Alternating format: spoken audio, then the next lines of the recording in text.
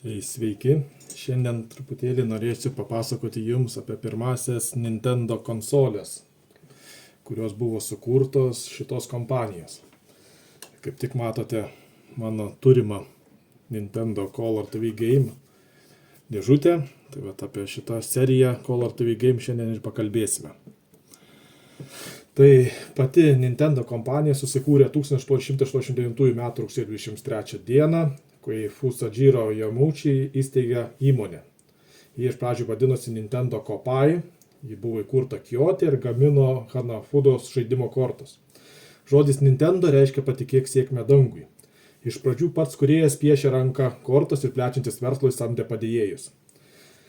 1956 metais įkūrėjo anūkas Hiroshi Yamauchi iškeliauja į Ameriką, jis išsirūpina licenciją naudoti Disney ir pradeda kurti personažus iš Disneyaus ant savo kortų. Ir 1963 metais įmonė pervadinama į Nintendo ir pradeda ieškoti naujų veiklos sričių. Per ateinančius 5 metus Nintendo pradėjo bendrus verslus, kurie įtraukė taksi bendrovę, viešbučių tinklą, TV stotis, paruoštų ryžių maisto įmonę, tačiau daugelis šių verslų visiškai nenusisekė. Ir tada Nintendo pradeda užsiiminėti žaislų gamybą ir nors turėjo pasisekimo šioje srityje, tačiau negalėjo rimtai konkuruoti su tokiais žaislų gamintojais kaip Bandai, Tomy ir kitais. 1973 metais Nintendo pradeda kurtis optoelektroninio šaudymo sistemas, tiesiog šeimų žaidimams, ir jos buvo daugiausiai instaliuojamos į boulingo takelius. Bet tačiau dėl aukštų sąnaudų šį verslą tenka nutraukti ir kompanija pastebi, kad kyla smarkiai elektroninių žaidimų verslas. Ir 1977 metais kompanija išleidžia pirmąją savo konsolę Color TV Game. Ir per ateinančius 6 metus iki 1983 metų išleidžia 5 šio žaidimo variantus. Reiktų pabrėžti, kad šita konsolė buvo išleista tik Japonijoje. Daugiau jokiose kitose šalyse, regionuose šita konsolė nebuvo leidžiama ir jinai net nebuvo pardavinėjama.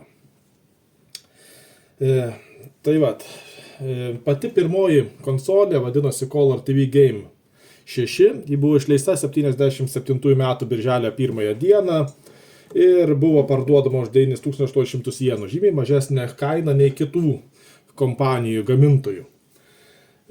Nintendo tiesiog tai panaudojo kaip priemonę, kad pritraukti tiesiog pirkėjus, kadangi tai buvo žymiai pigiau.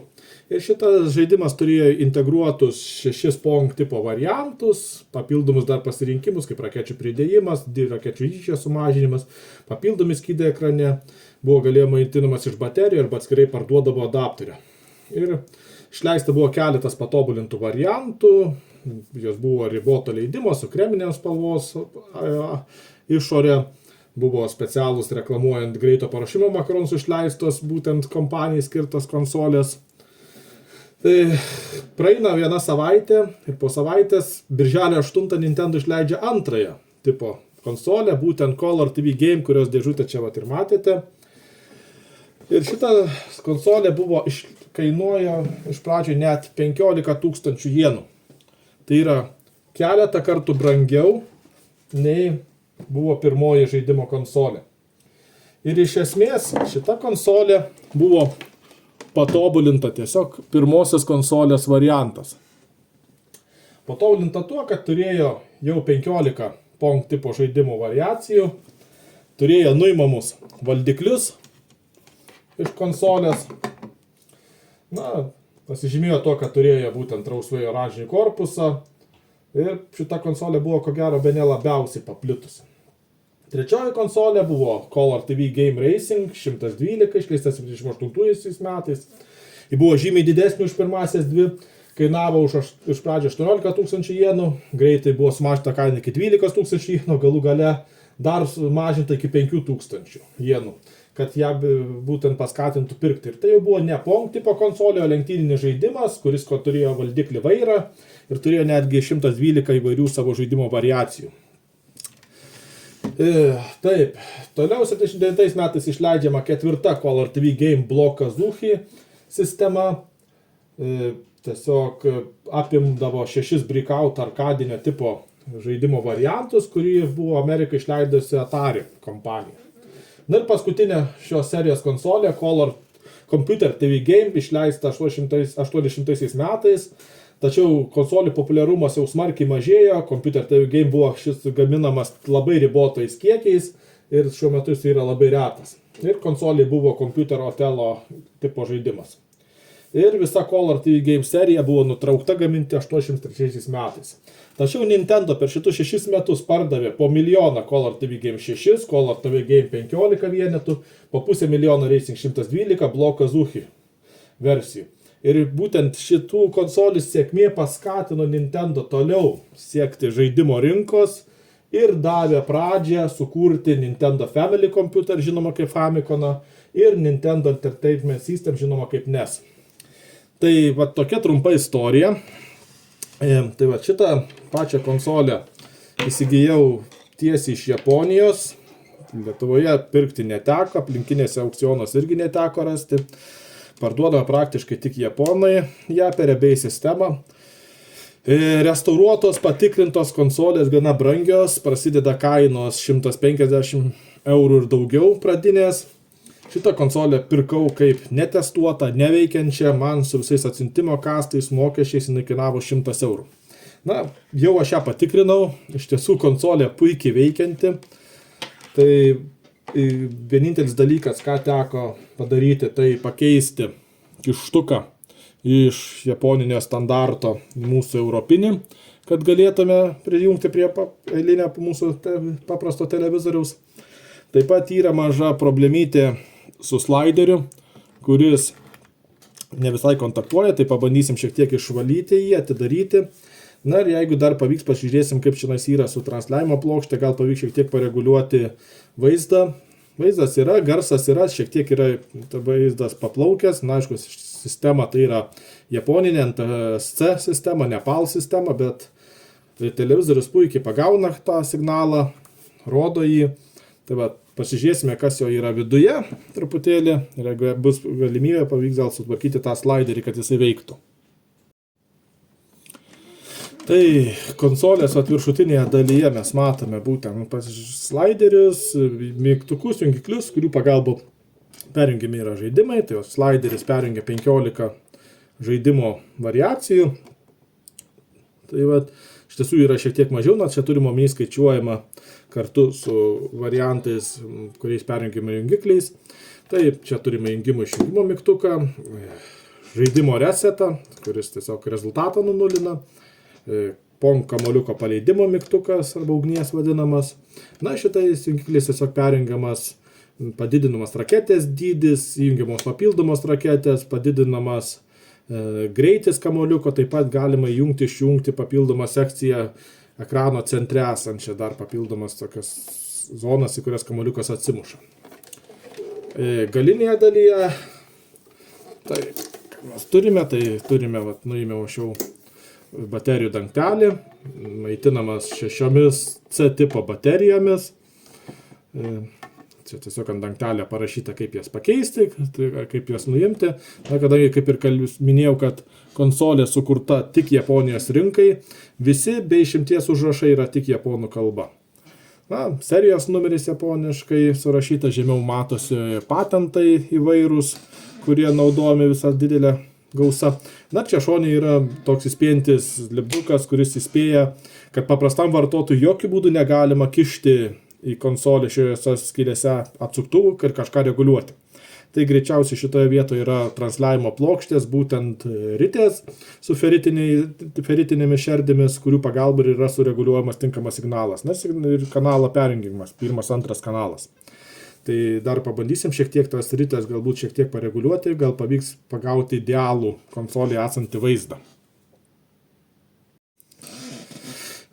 Taigi, atidarę matome mes visą pagrindinę plokštę. Kaip ir yra žinoma, kad šitos Color TV Game konsolės buvo kuriamos Nintendo kartu su Mitsubishi kompanija. Tai mes galim pamatyti, kad ant čipų matome Mitsubishi ženklus. Yra tiesiog sukurti čipai pagrindiniai Mitsubishi kompanijos. Na ir kaip minėjau, irgi puikiai matosi greičiausiai šitais dviem būtent ritėmis su feritinėmis šerdėmis ir yra reguliuojamas būtent kanalo dažnis, nes yra pačioje visi paaiškinimai. Viena yra pirmam kanalui, kita ritė antram kanalui. Na, čia dar kažkokie papildomi būtent reguliatoriai. Rezistoriai 2 reguliuojami. Taip, vienas iš jų tai ne rezistorius, o vienas yra paderinamasis kondensatorius. Na ir irgi taip pat yra ritė. Galim pažiūrėti, koks didelis matomas yra rezonatorius greičiausiai naudojamas. Na, pabandysime dar prisikasti šiek tiek žemiau prie esančios antrosios plokštės, prie kurios ir yra pritvirtintas slaideris ir mygtukai. Pasižiūrėti, kas tenais yra su tuo slaideriu, kad būtent nėra kontakto. Taip pat matoma, kad jungikliai, konsolės, kontroleriai ir baterijų jungtis labai puikiai padarytos, viskas gražiai atsijungia kištukais, tai nesidaro problemos ardyti, prižiūrėti, tvarkyti. Pati konsolė atrodytų praktiškai lyg ir nenaudota, viduje jokių dulkių nėra, viskas švaru, gražu. Tai atrodytų visai praktiškai nauja konsolė. Tai bandom žiūrėti, kas darosi toliau ir giliau. Na štai, atidengę visiškai pilnai išardė slaiderių jungiklių būtent plokštė, dabar ką mes čia galim pastebėti viduje. Tai visi jungikliai veikimas principas yra tas pats, tiesiog yra dviguba plokštelė, kuri stumdant aukštyn žemyn sujungia tam tikrus kontaktus. Tai čia kažkokios labai nešvaros kaip ir nėra, tos kontaktus aš pravalysiu su spiritu, kad būtų švarus, visi blizgėtų. O pačio būtent šito svarbiausio slaiderio, kuris labiausiai galbūt, sakykime, tas nekontaktuoja tam tikrų pozicijų, reikia paspausti. Tai reikia švelniai pabandyti šitas plokšteles, kurios kontaktinės, švelniai pakelti į viršų, atlenkti, kad būtent jungimo metu slaideris turėtų didesnį būtent spaudimą žemyn per plokštelės ir didesnis būtų geresnis kontaktas. Tai toks ir nusimato remontas. Šitą atliksime, surinksime pačią konsolę, pilnai jos neuždarysim ir tada keliausim būtent prie televizoriaus, pabandysim prijungti ir pabandysim šiek tiek pareguliuoti minėtas būtent tos rites, kad galbūt surasti tą idealiausią būtent vaizdą. Na, taigi atkeliavom prie televizoriaus. Televizorių jau pajungiau būtent RF kabelį. Įjungsime būtent TV. Na, belieka prisijungti maitinimą ir pabandyti, pasižiūrėsim. Dar kalbant apie maitinimą, svarbu nepamiršti vieną dalyką. Kadangi, taip, kaip matome, turime originalų Nintendo būtent maitinimo bloką ir kadangi konsolė skirta tik Japonijos rinkai, būtent šitas blokelis gali būti jungiamas tik iš 100 voltų tinklą. Tai yra 9 būtent voltų išėjimas, būtent minusas centre, pliusas išorėje. Tai jeigu mes jį pajungsime tiesiogiai, būtent šitas blokelis sudegs ir tikėtina gaus ir pati konsolė dar prieš sudegant blokelį žymiai didesnį įtampą nei priklausytų ir pati konsolė irgi mirs. Na, aišku, turime ir japoniško standarto kištuką, toks pats yra beje ir Amerikoje, Anglijoje iš principo. Tai, kad mes galėtume naudoti šitą maitinimo bloką, turėsime panaudoti žeminantį transformatorių. Na, šitas žeminantis transformatorius yra skirtas būtent iš europinio tinklo padaryta amerikietišką standartą. Amerikoje yra 110 voltų, Japonijoje buvo 100, dabar jau irgi yra įvairiai. Japonijoje dabar kai kur jau būna ir 220 ir 100 kai kuriuose senesnėse vietovėse likęs. Ten su tais tinklais yra daug tam tikrų niuansų. Na, bet 110 voltų šitai, sakykime, blokeliui dar yra tikrai pakenčiama ir jisai tikrai dėl to nesudegs. Tai blokelį labai dėkingas esu būtent bitplakiui. Tai blokelis taip pat turi anglišką tipo kištuką, tai kad mes jį galėtume panaudoti, dar turėsime prisijungti būtent perėjimą iš angliško į europietišką. Na, viską sujungsime ir tada žiūrėsime bei pabandysim pareguliuoti. Na, tai viskas paruošta, jungta, na ir bandysime testą. Pasižiūrėsim, kaip veikia slaideris, na ir ką rodys televizorius. Taip, darome. Įjungiame konsolę. Ir žiūrim į televizorių. Taip, kažkoks vaizdas yra. Iš karto matosi, kad slideris šiuo metu yra tarp kontaktų, pabandom jį pajudinti. O, matome tinkamą vaizdą. Pirmiau, kai pirmas įką aš ją jungiau, jinai va taip pasukiojant labai sunkiai persijungdavo. Dabar va tvarkingai persijungia tarp žaidimo variacijų. Prasuki, nes pirmiau būdavo vis pastoji toks žalias vaizdas. Pajudinau sliderį, tada tik atsirasdavo normalus. O dabar va tvarkingai persijungia tarp žaidimo variacijų. Na, o patys žaidimai puikiai veikia, matosi, juda būtent joystickai abudu. Kaip minėjau, yra perjungiamas pirmos raketės dydis, antros raketės dydis. Taip, čia berods kamuoliuko greitis persijungia, čia atsiranda papildomas būtent raketės. Na, yra kamuoliuko paleidimas. Na, toks aišku, tai yra garsas girdimas.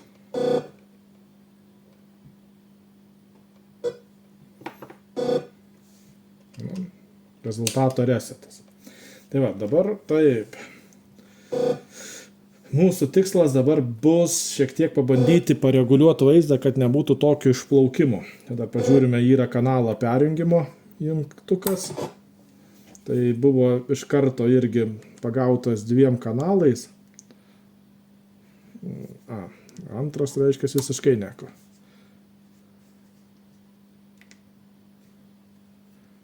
Na, pirmiau dar buvo gaudę kažkaip 2 kanalais. Tai dabar mūsų jungiklis stovi perjungtas. Pažiūrime, kurio čia pozicija. Jisai stovi antro kanalo pozicijai. Tai pabandysime būtent ir pareguliuoti antrąjį, būtent antro kanalo ritę ir pasižiūrėsime būtent, kas pasikeis tuomet ekrane. Stebėsime ir ar kažkas tai keičiasi, pagerėja vaizdas ar nebe. Mūsų tikslas ir yra išsiaiškinti šitą dalyką.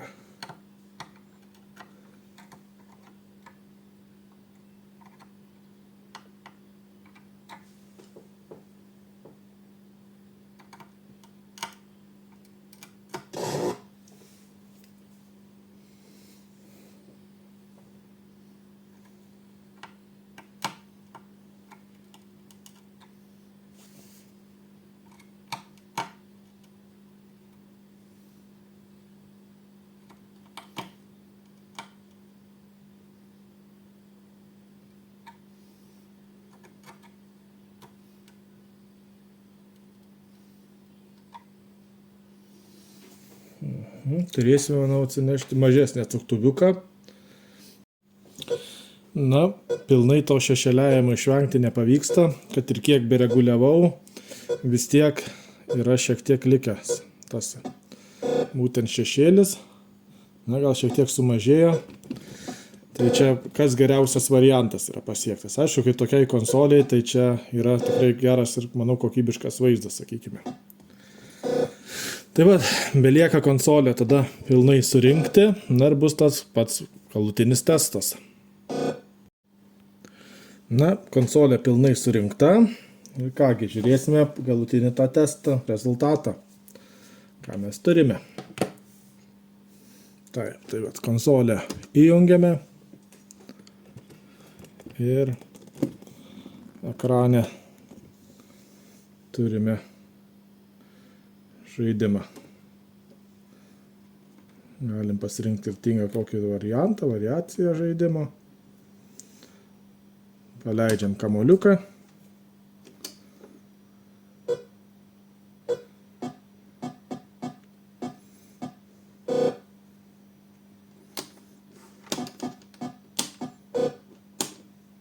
Viskas pilnai veikia būtent.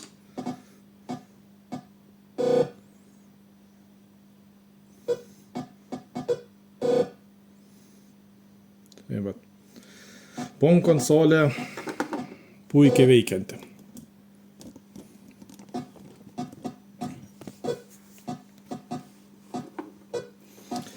Dar truputėlį trumpai parodysiu tą dėžutę, su kuria gavau.